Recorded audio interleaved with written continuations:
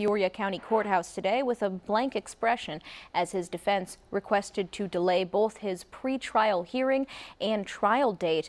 That hearing is now set for August 6th. The trial is scheduled for August 17th. Now, as he left the courtroom, some people made critical remarks towards Ruffin, one of whom appeared to be a parent whose child went to Peoria High. Ruffin faces 2 counts of aggravated criminal sexual abuse involving 2 students. He was first arrested February 2nd after a 16-year-old's phone allegedly showed inappropriate texts, and days later a second student came forward with similar allegations. He is currently under GPS monitoring, home confinement, and a no-contact order.